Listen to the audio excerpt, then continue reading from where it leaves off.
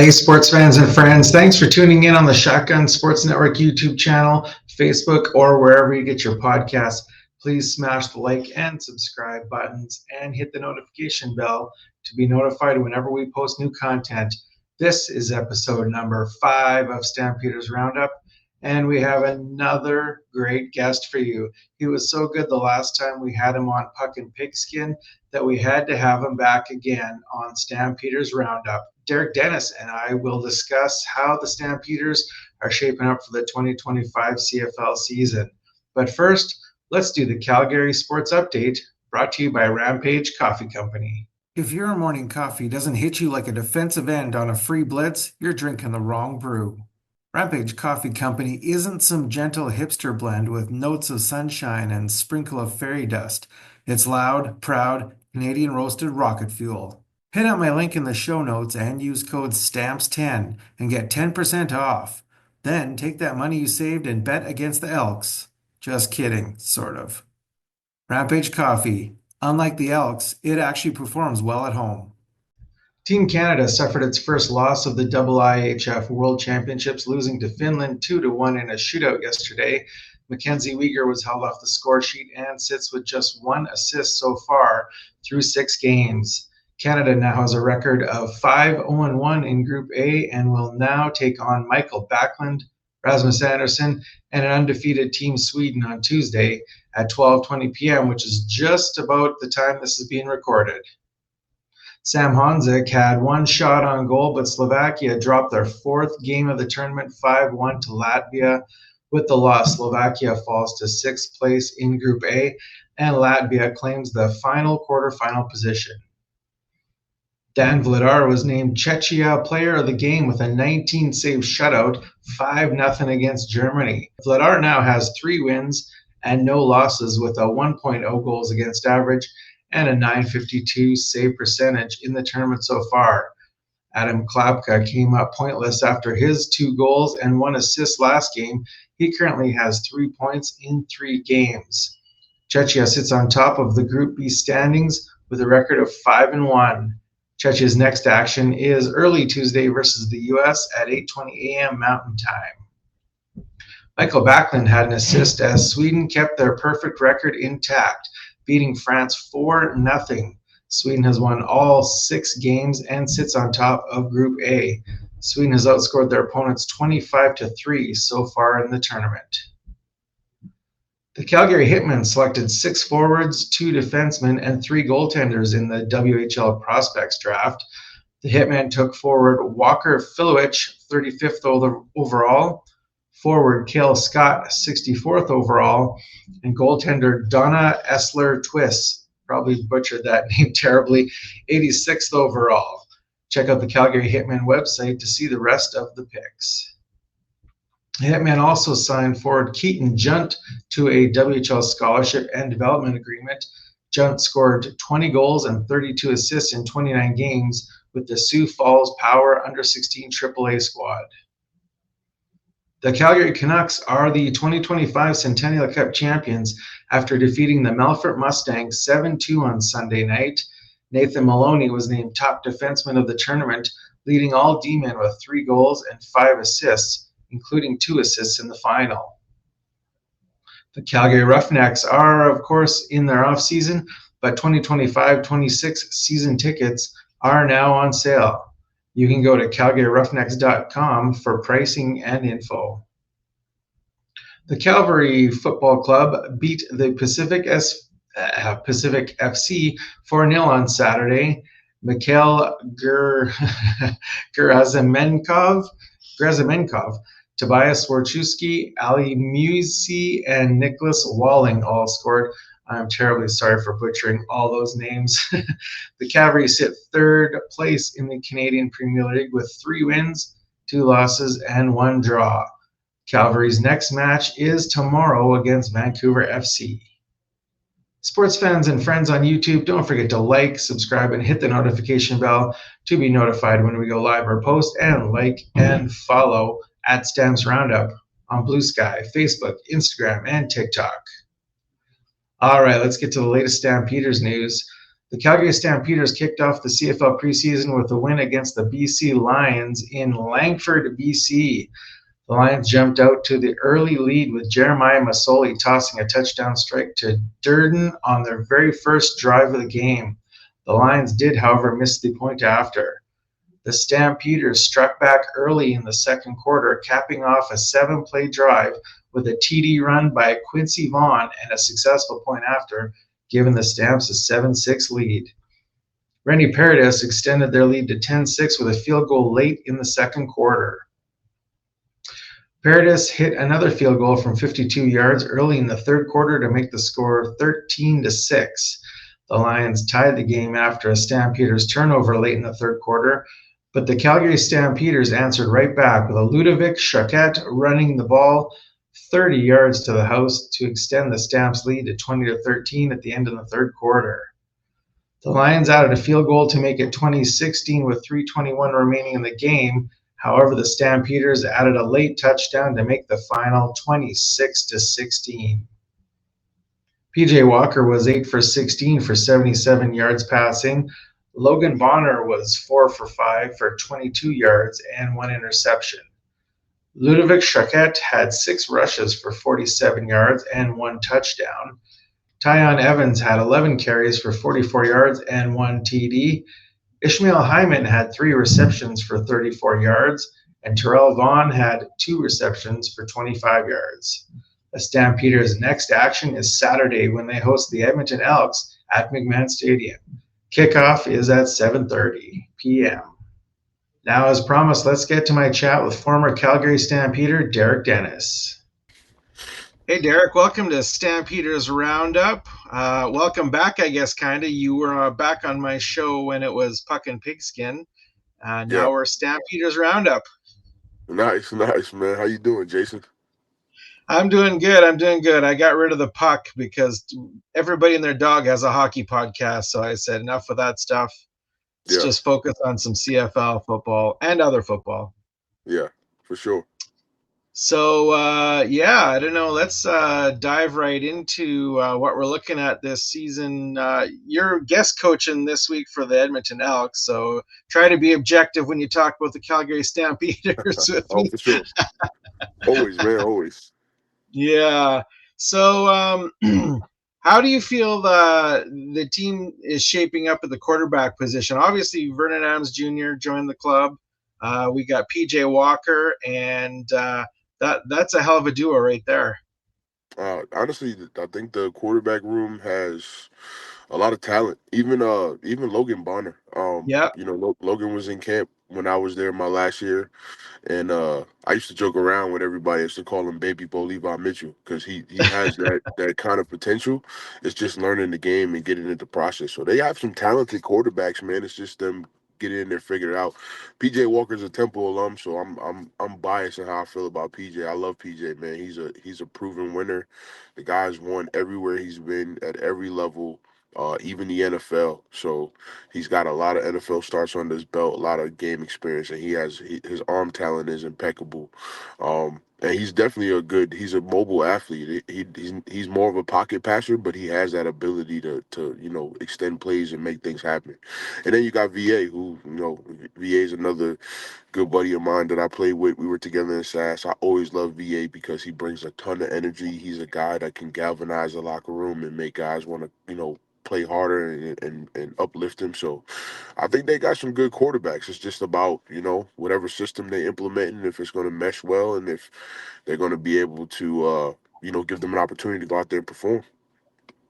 Yeah, I always forget that VA was in Saskatchewan, right? With you? Yeah. Yeah. Jeez. I always forget that. I always picture him with BC, and I think he played with Montreal, didn't he? Did he play with Yeah. Montreal? Yeah.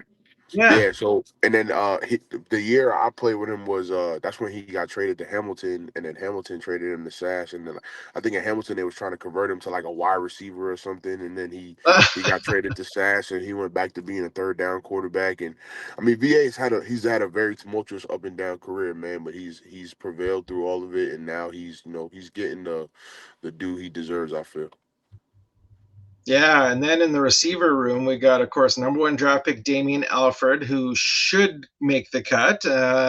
Dominique Grimes, Reggie Bagleton, like the list goes on in the receiver core.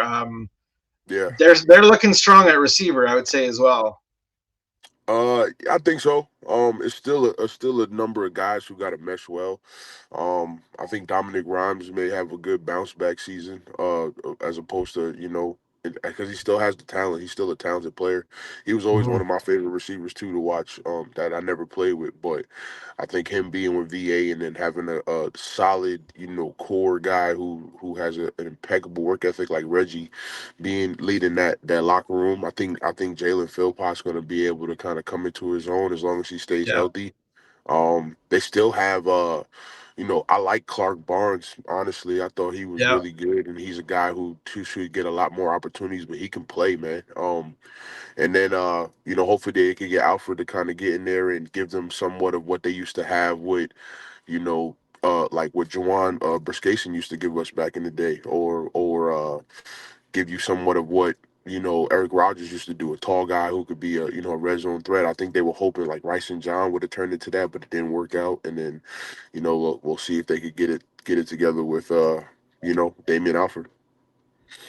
yeah. Now, talking about Damian Alford, have you seen much of Damian Alford's play, or have you scouted him at all? I mean, just from the things you see, it sounds like he played a little bit while he was at Syracuse, and he had some success, and then he, hopped in the transfer portal and didn't get much of an opportunity to play at Utah, but he's got the size. He seems like he's got the talent. Sounds like he runs. He's a fast, mobile athlete who has the height. So I think, like I said, if he adjusts to the CFL game, um, hopefully, normally rookies they take about maybe I want to say 7 to 10 games to kind of start making that adjustment and figuring out how to be able to read defense and know the difference between man and zone and find the pockets and all those different things. So I think if the rest of the guys, just kind of bring him along and he kind of, he hooks on to a guy like a Reggie or a Dominic Rhymes and picks their brain and learns from them, I think he'll be fine.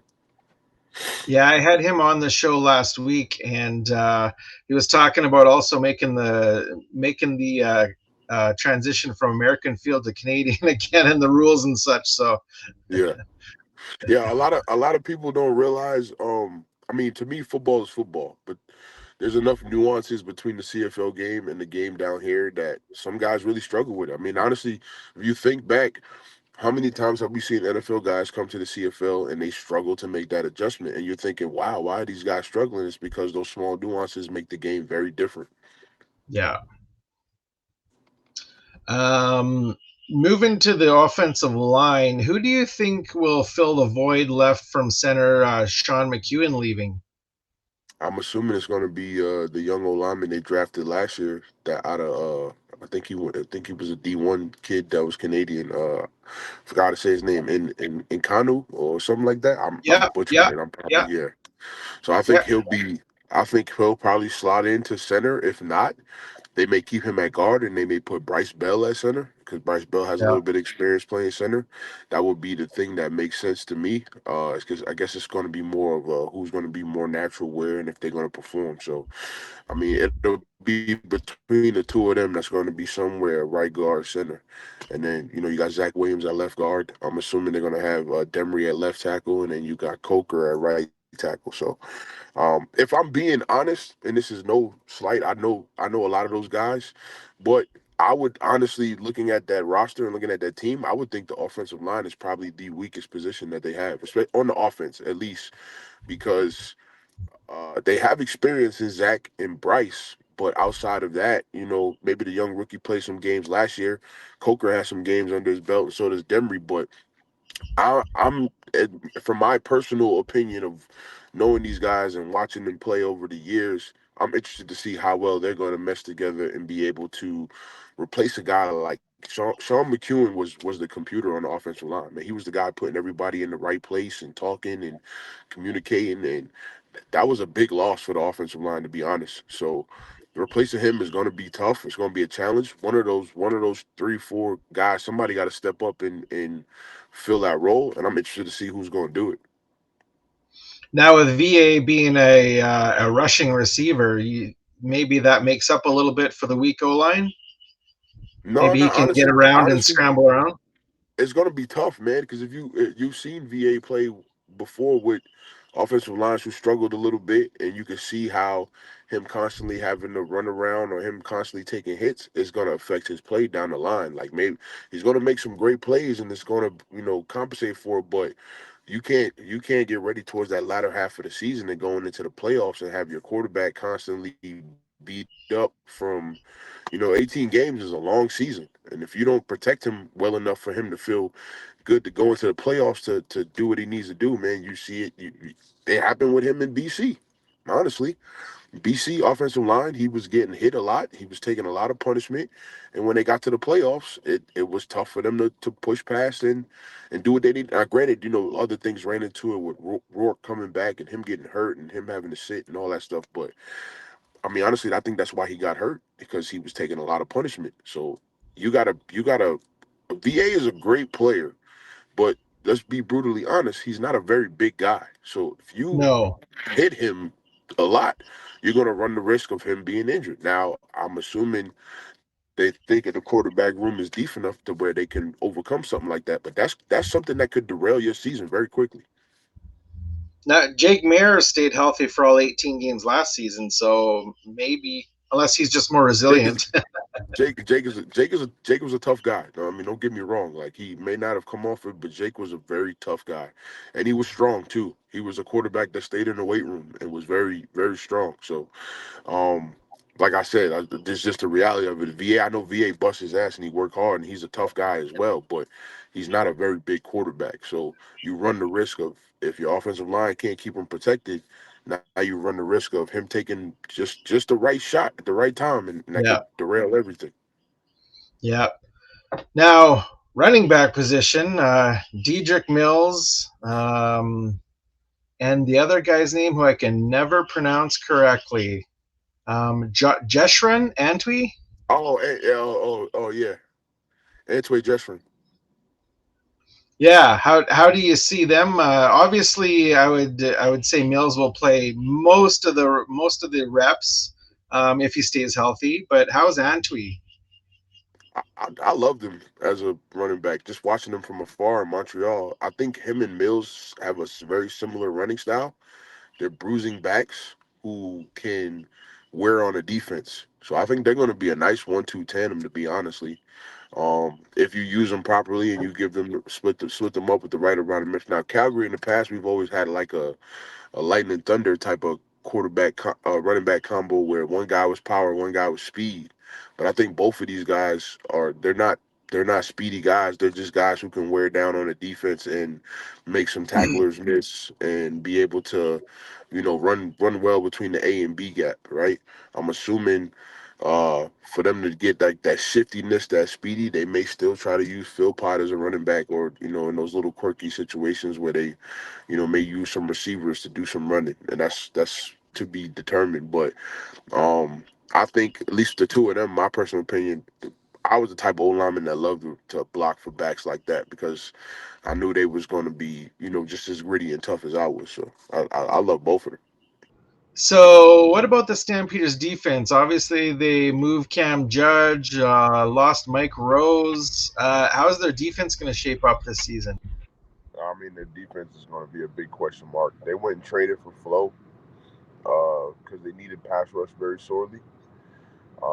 Let's hope Flo is enough, and the rest of the D linemen that they have can mesh well.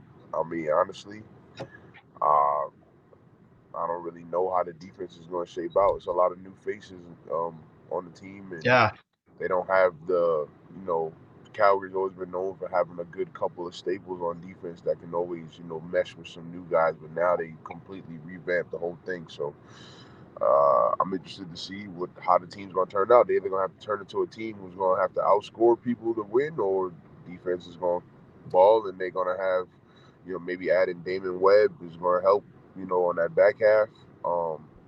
Adding Flo. I mean, they were a little more active in free agency than they normally are, but they still didn't, it wasn't like they was grabbing names that make everybody go, oh yeah, like outside of maybe VA, who was the big trade. I mean, everybody else has been kind of just guys who were available. So Um, see how it plays out. Honestly, I don't really know. It's not same defensive coordinator. The schemes are going to be different. I don't know how Coach Slowick is going to now that he's in charge of the defense. Is he going to be a heavy sit back and bend don't break type of defense, or is he going to be really aggressive and he's going to blitz guys a lot? Does he feel like he has the talent to play more man and allow the pass rush to get home?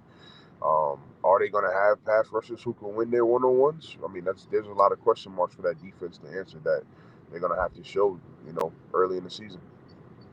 Now, for those watching and listening who might not know, who's Flo? Falarin Orumalade. Yeah.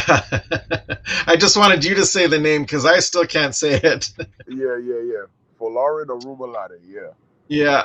Got two Canadians in there too, Micah Tates and Fraser Sopik, who might slot in as well.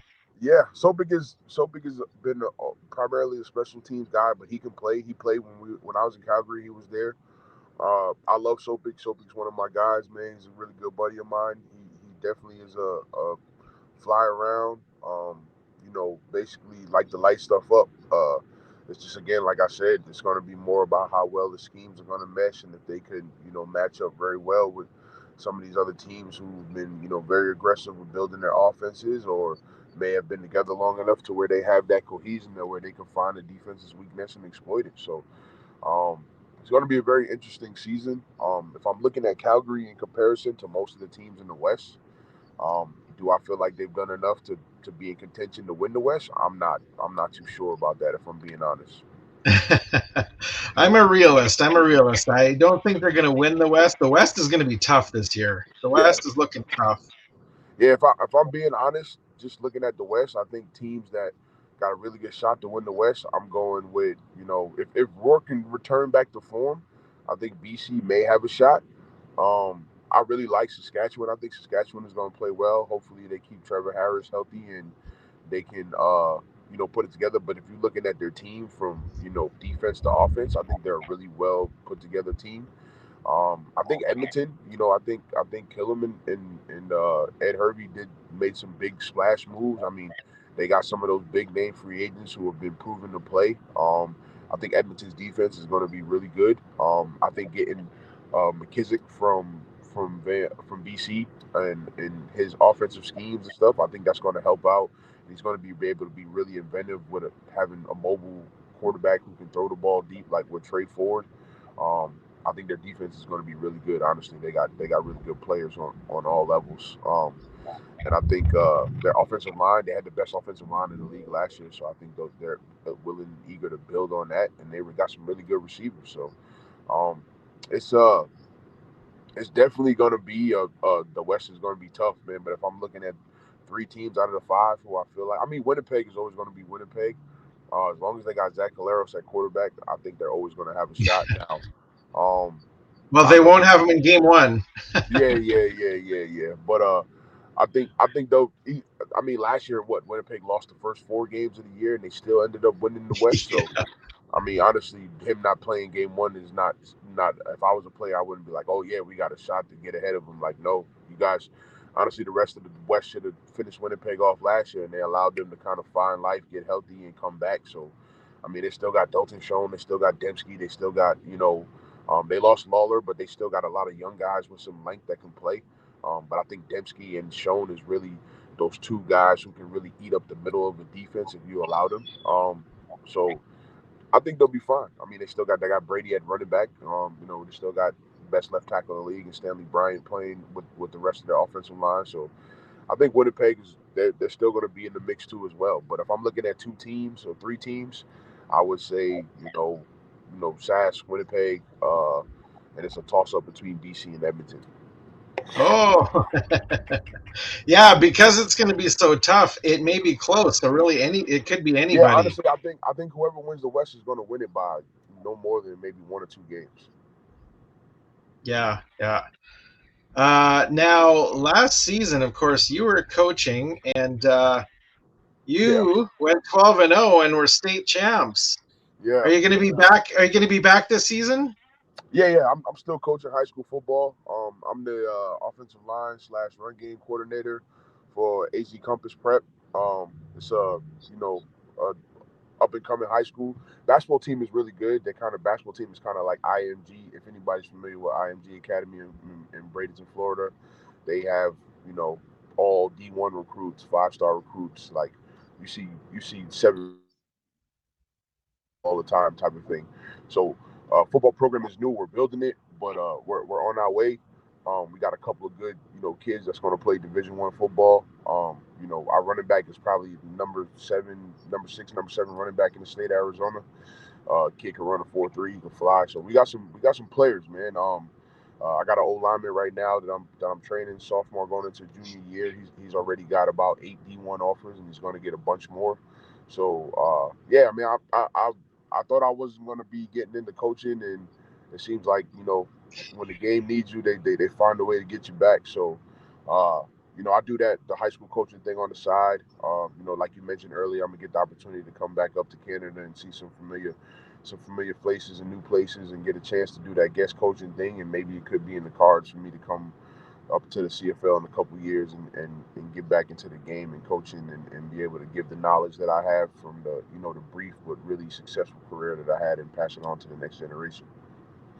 Yeah, that's awesome. That's awesome. Well, as I said, you're guest coaching the Elks this week. Don't coach them too good. Just take it easy. Oh man, I've always been that way as a player, and I'm the same way as a coach, man. I only know one way to go, and that's 100 miles an hour, and I'm gonna give as much game as I can. But I appreciate Coach Killam and Ed Hervey and and all the management up there in Edmonton for allowing me the opportunity to come up. And actually, I'll be at the preseason game in Calgary, so everybody Nice. man. Nice. Yeah. I'm still angry about Killam.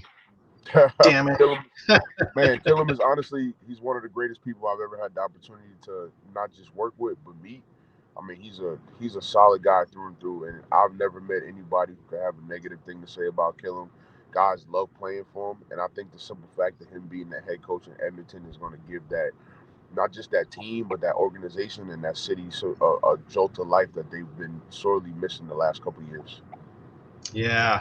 Well, good luck this week and all your future coaching, and I'll probably connect with you again sometime in the season. If Yeah, that's absolutely. yeah, that'd be great. Right. Well, enjoy the rest of your day, Derek. You too. That does it for me here at Stampeders Roundup. Big thanks to Derek Dennis for taking time out of his busy schedule to chat about Stampeders football. Go check out all the great CFL shows on the Shotgun Sports Network, including Rouge, White, and Blue, The Elks Call with my friends Catherine and Scout, a.k.a. The Elks Herd. They go live tomorrow at 8:30 Mountain Time on the Shotgun Sports Network YouTube channel. For myself and my friends at the Shotgun Sports Network, have a great night. Here we go.